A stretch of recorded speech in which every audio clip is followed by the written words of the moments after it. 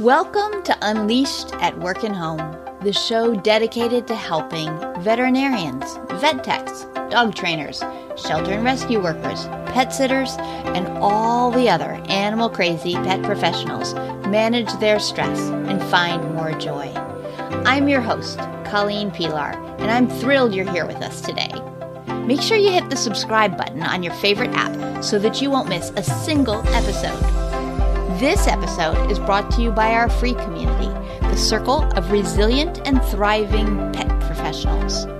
If you like the ideas shared here, then you're invited to continue the conversation with other lifelong learners in the community.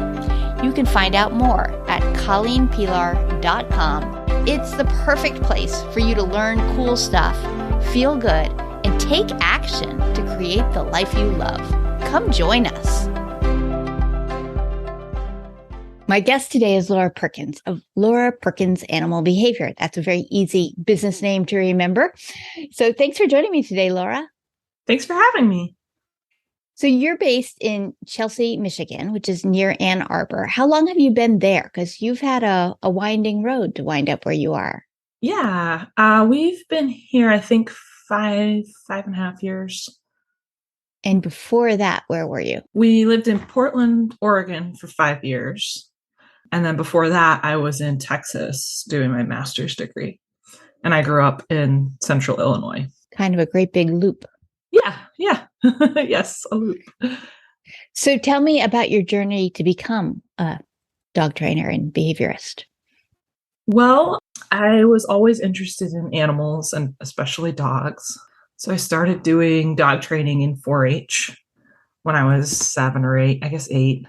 And that sort of led me to some more positive reinforcement-based mentors who got me going with agility and clicker training and things like that. So I started doing that in high school. I went to the University of Illinois and studied animal science with the thought that I might want to be a vet.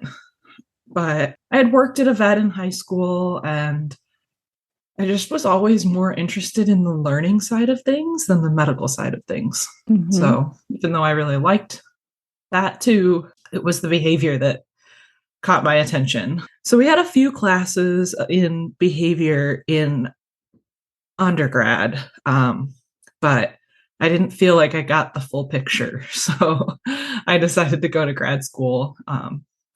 And yeah, some of my mentors in undergrad helped me find Jesus Rosales Ruiz. So that was my advisor for graduate school at University of North Texas. And so what was the driving passion that made you say, oh no, I need more. I need to go to get a postgraduate degree in this? Yeah, I just never felt like I understood what was going on all the way. And I mean, of course, we're still learning that, right? Mm-hmm. There's no end all be all answers, but I just didn't feel like I had the knowledge of like how learning actually worked and how can you make it easier or faster or more enjoyable. So I think that was the thing that really captured my attention, and the application just happened to be dogs because I was so interested in dogs. So how the learning actually works. I think that's really the mystery that we're exploring in the last several decades, that it seems obvious, like everyone knows how learning works, like we all learn. And yet the more the science comes out, the more we realize we don't actually know how learning works very well. We're figuring it out. We're seeing patterns, but the brain science is changing dramatically all the time. For sure. And that is beyond where I've studied. So, I kind of stopped at the environment, like behavior analysis. And I think that probably neuroscience and things, genetics, are sort of the layer under that, like if you keep peeling back. And I think someday we'll understand how they work together. Yeah, there's so much to explore there. Mm-hmm. And even just from the aspect of environment, that learning has changed dramatically from when I started training to now. I mean, I don't think anyone used the word enrichment when I started training. And Yeah. that was not a phrase. People would be like, you need to walk your dog or go throw a ball sometimes, but not the idea of like, how can we make this environment more enriching? How can we set the environment up for success? How can we help an animal thrive by really looking at what is in this environment and how is it affecting behavior? Absolutely. I think thinking about all that antecedent stuff is much newer than thinking about what the consequences are, for sure. That's very specific, and there just aren't that many people who want to dive fully into a postgraduate degree and all of the studies and all of the research and all of those abstracts and all the big words and boring sentences. So tell me, what was the part that just would excite you and light you up and be like, oh, more, I need to know more? I think every time I learned something in the science side of things that helped me understand an experience, like a training experience I'd observed or something that had happened with my dogs growing up doing training, that was sort of like, I get this now. This is so cool. So I think I started to understand why some things happened that I didn't really get before. I sort of knew, like an example was when I learned about the poisoned cue. I started in 4-H and we did a lot of like choke chain training and we mixed in treats sometimes, and my dog didn't really like it. She kind of went along with it, but I don't think she enjoyed it. And when we started doing clicker training, I really got a lot more joy out of her.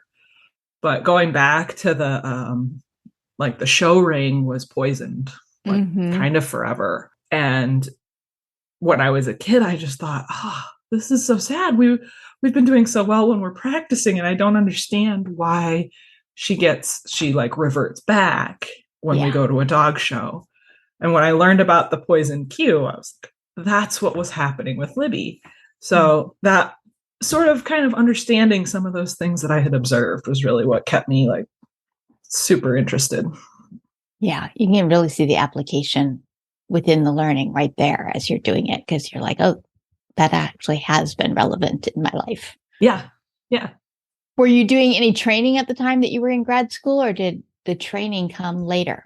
I wasn't doing any professional training. I did it after I graduated, but we were doing training projects all the time with our pets and some animals at the local sanctuary and things like that. And then you worked at a sanctuary or a shelter when you were in Oregon. Is that correct? Yeah, I worked at the county animal shelter. So animal control was housed in our building, and then we also adopted dogs. I saw in your bio that you had a program to help volunteers learn what to train. And I'm going to totally ask this selfish question right now. I'm currently just tangentially, mostly an observer, involved with a program that some teenagers are working with dogs. And the goal is less dog training and more social emotional learning. So I'm curious, from the perspective of the biggest bang for your buck, what skills do you think would be really valuable to teach the kids, to teach the dogs, that would be just so easy for them to learn and actually start seeing their magic? Ooh, that's a really fun question. Well, I can sort of think about what I always teach clients to get them to meet success quickly. And like the hand target behavior, the touch behavior is one of the first things I have my clients teach for that reason. The dogs pick it up really fast. It's usually something they don't have a history with. So you're not fighting that, like, however they were taught sit, you're not fighting against the dog's previous experiences. And I think there's a lot of different applications for that behavior. So that's one of my favorites, is just hand touch. And then probably the next one is like orienting towards the person, not like eye contact locked in or anything, but just focus on the person. And I don't know, it seems like that it's not only helpful because you have your dog's attention and you can ask for other things, but I feel like as humans, we really like it when our dogs look at us. Yeah. Like, it's really very reinforcing. So Very reinforcing. yeah. Thank you. Yeah. Yeah. I'm trying so hard not to walk in with all of my dog trainer opinions because it's a good program and they don't need me. And I'm like, but, oh, wait. So thank you for indulging me there. Absolutely. Yeah. So you're a solo practitioner, right? It's just you running your business. What are some of the pieces of that are awesome for you? What do you like about having your own business? Oh, I love that my hours are flexible. That's like one of the main draws for doing things this way. It just fits our lifestyle really well. And then I think I also like getting to be creative with the business side of things, which I didn't expect when I started doing this. But I do like trying to figure out like, oh, what's the best way to offer this information to my clients, and I'm kind of always working on improving that. So I really like that. And so now you know where I'm going to go next. What's not so great about having your own business? Yeah, there's downsides too, for sure. I think being the only one is hard sometimes. You know, an obvious example is if I get sick or something, it's me. So I have to reschedule and things like that. But I think related to that is sometimes it can feel isolating if you're not proactive about connecting with other people. So I've been in that position before where I felt just like I'm operating in a silo and I don't have anybody to talk to or bounce ideas off of. So I've kind of gotten better at building a network so that doesn't happen all the time, but it can still feel isolating occasionally. Yeah. And the way you say that with the past tense and I've gotten better at building a network, that's a difficult and vulnerable skill for some people. So I'm curious, what has helped you to build that network and to put yourself out there and sort of say to people, I'd like to have people to bounce things off of? Yeah, I think so. When I lived in Oregon, in Portland, there was a really awesome trainer network there. And I think the way I discovered it was I did Terry Ryan's chicken camp. She came into town for 4 days, and I lived in Portland for 3 or 4 years, for quite a while. But I finally connected with other trainers that way and learned about the sort of the network they had. They actually did monthly talks where we took turns sharing something that we were experts at. And I met a lot of people that way. So I think that was sort of where I realized like, well, I need to put some effort into building these relationships, and it's really fun and it feels good to know other people and talk to them about this. So when we moved, that was a big priority for me because I felt like I had sort of just found that in Portland and I was losing it. Yeah. I've kept in touch with a lot of those people through the internet, but it's not the same as being able to meet up in person sometimes. So when I moved here, I just got on the APDT trainer search and started emailing people. And it was definitely outside of my comfort zone to do that, but it was really, really cool. And I've made some good friends that way. Yeah. It's really powerful to do that. I did the same thing. The APDT search, it was a million years ago now, but I just wanted to kind of meet a few more trainers in the area. And we developed what we called the lunch bunch. And it was awesome. It was a bunch of trainers and we tried monthly and then it eventually became quarterly. But just to have people to talk to who got it, who knew all the pieces of what the work was like. And everyone was really nice about it when I emailed them. I was so afraid to email them for fear they'd be like, I don't have time for that. But it was great. And several people introduced me to another person. So it grew from there, from, my tiny little forays. It got bigger from there. Yeah, I had the same experience where I was connected with other people, and I learned a lot about like what's already being offered in this area and what's missing, and that helped me too, to from a business standpoint of like, where do I fit into the puzzle so that we can all share in this. Yeah. And we can all share in this, I think, is such a good concept. Most dogs never ever see a trainer. And so to feel like we're in competition with the other trainers versus like, oh, there are actually ways that we can all, what do you love to do? What do I love to do? And like personally, I do not love separation anxiety. I will happily hand those to others. Please, please take those. And I know there are trainers who adore that work. And so to be able to say, let's build something where we can each kind of work toward our strengths. Yeah. Yeah.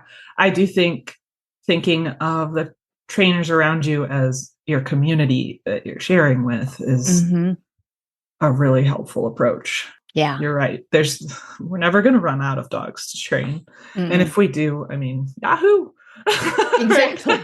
There's other ways to apply animal training concepts. So I don't think any of us are going to run out of work. Yeah. Yeah, definitely.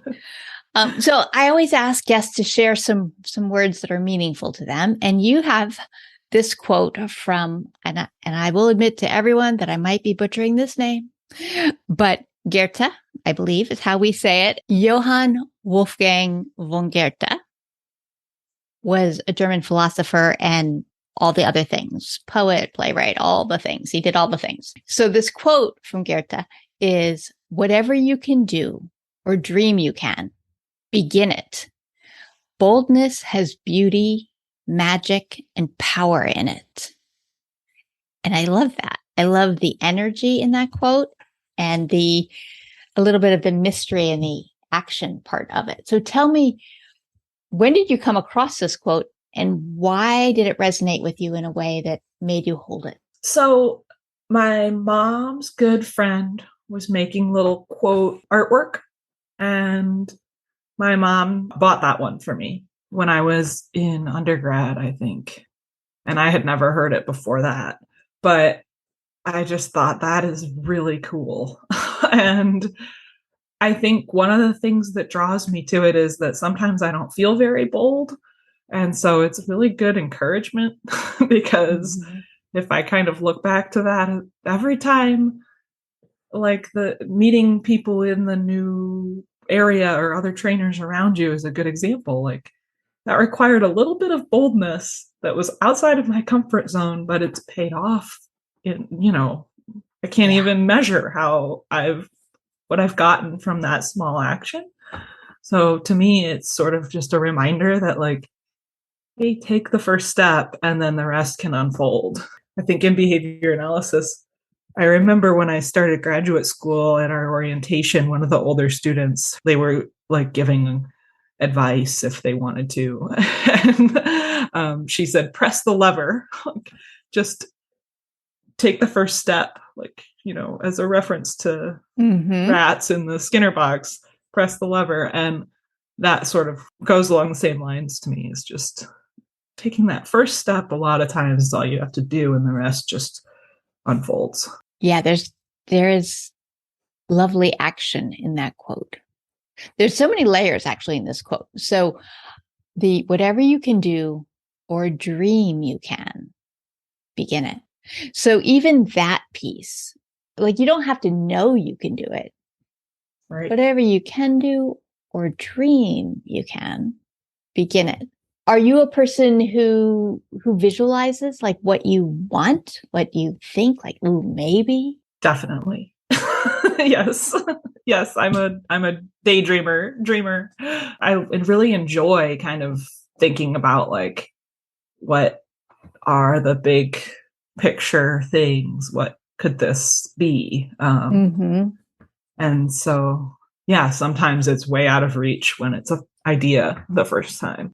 And allowing it to be way out of reach and still to exist, like as an idea, is kind of cool to say like, it's way out of reach, but I can think about that and see it. I can begin it. Yeah. So tell me again what it was that your mom's friend was making. What did this quote arrive in your life on? Was it a pillow or a framed thing It's or a what? framed collage kind of thing. Yeah. And do you still have it? I do. I'm in the process of moving my office to my building, so I'm not sure where it is, but I do have it. So it has stayed with you these years. Yes. Yes. Does your mom know that this is meaningful to you? I don't know. I mean, I think that she did at one time. I don't know if she knows that I still keep it. So how does this quote help you? I think when I get stuck, it tends to be like overwhelm with too many things that I have that I want to do. And so I think that this quote kind of the action part of it, I think helps because I think that I get stuck by like, oh, I want to do this and this and this, and I have all of these ideas, and which one am I going to act on? And then I kind of get paralyzed and decision fatigue or whatever. And so I think this quote helps me remember, like, okay, you have to like do something, and then the rest can happen. So pick one, focus on one thing, and do it. Yeah. I've liked that for this quote too, because I'm a person who wants to know the right way to do everything. Mm-hmm. And this reminds me that there isn't a right way. There's like a get started, get going, and things will unfold. Yes. Boldness has beauty, magic, and power in it. Yes. Sitting around waiting for the right way has no beauty, magic, or power. Yes. Although I think the dreaming part has a lot of beauty, magic, and power in it too, but then at some point you have to like take a step. Yeah. That's a nice distinction that you've just made there. Because yes, absolutely dreaming has those elements to it. And I think for me, the moment it shifts is when the dream sort of solidifies. And then I'm like, okay, so that's what I would like, but I don't know how to get there.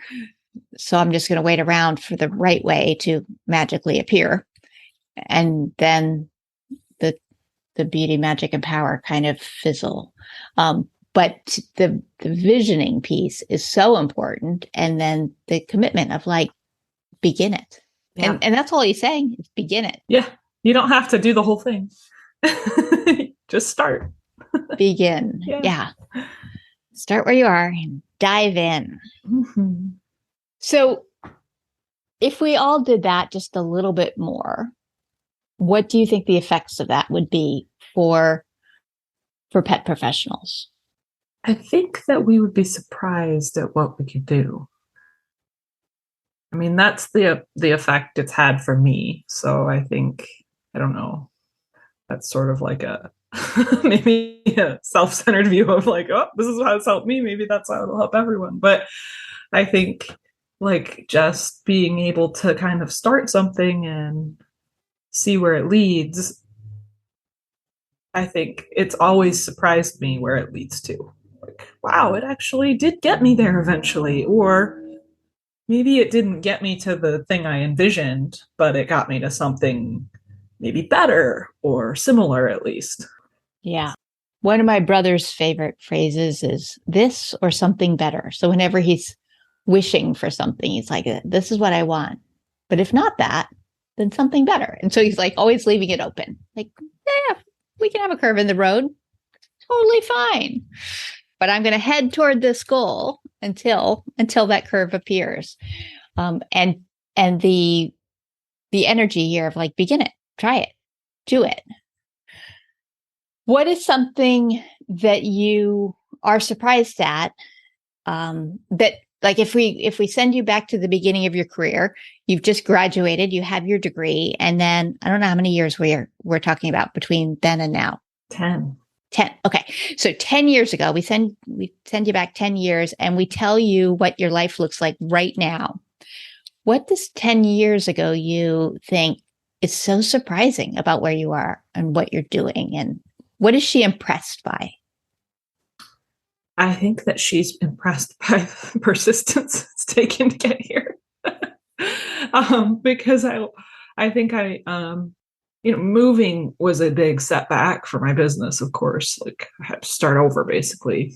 And then the pandemic sort of was like a a veer right in the middle of that. So that was a big chunk of the time we've lived here in Michigan. And it's turned out to be, I think for all of us, it was a business boom because there were just more puppies and more dogs. So I think I'm finally gotten to the point where people know I'm here. People in my community know I'm here. And that's been a goal of mine for a long time, like since I graduated from graduate school. But we learned how to be behavior analysts in graduate school, but we didn't learn how to run businesses. So I think I really didn't understand what it took to get to that and how to do that. And it's taken a lot of persistence. That's been the hard thing along the way. It was a surprise. I guess I knew that it wasn't going to be like I get hired somewhere and they funnel all their work to me, but I don't think I realized like how long that could take. So, yeah. So given that is true for most people, what is your best advice for someone who is feeling like, wow, everything takes so long? I think my best advice is to keep it going somehow. There were times in Oregon where I was just stuck on how to draw in clients, and especially clients in the right location. Portland's like a huge metro area. So I was like driving all over the place and just wasn't very practical, but I was stuck on how to fix that. And in the meantime, I did other jobs so that I could, sort of not worry so much. It took the pressure off of building the business financially. So for a few years, I was sort of doing it in addition to a full-time or sometimes part-time job. And I think that wasn't like a failure. And sometimes it felt like it, like, oh, I'm just going to do this instead that I don't really even enjoy, just a job. But it wasn't. It was just a stepping stone to it gave me time to figure out how to put the pieces together in a different way. Yeah. When you just said that, it made me think of the writer Elizabeth Gilbert. And she says that she always promised her writing that she would support the writing and never wanted the writing to have to support her. So that there came a time that she was writing enough and earning enough that her writing could support her, but that in the earlier stages, she had to have some other jobs sometimes to be able to do the writing. And with a lot of animal related careers, people often have some sort of second career that gets their health insurance or pays some bills or just covers some basics. And there's no shame in that. There's no bad part about that if it can give you the space and freedom and comfort to actually keep learning and growing and moving toward the ultimate goal of having the business that you're dreaming of. Whatever you can do or dream, you can begin it. You can't begin it at the level where it's like, oh yeah, this totally pays all my bills. Exactly. But that persistence that you've been building makes it so that can come when we find ways to do that. As I say that, like the little part in the back of my brain is going, that was either helpful or so discouraging for people, because there is some of that, like, oh, how long and how hard and how much do I have to work to get where I'm going? And the reality is we don't ever know. Right. But that boldness sure makes the trip shorter, I think, because it just keeps things happening. Yeah. So if you had a magic wand and could wish one thing for all of the pet professionals out there in the world, what would you wish for them? Oh, I would wish for them, one thing is not very many.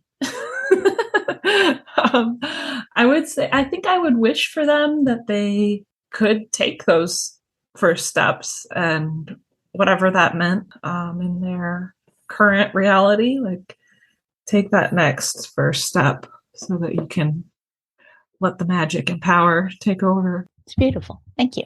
So if people wanted to learn more about you and your work, how could they do that? I have a website, Laura Perkins, animalbehavior.com. And then I have a Facebook page with the same name. Those are probably the best ways to find me. Excellent. Well, thanks so much for talking to me today. Thank you for having me. It was great. Thanks for listening to Unleashed at Work and Home. I invite you to come learn more at colleenpilar.com, where you can be steady, be strong, and be long.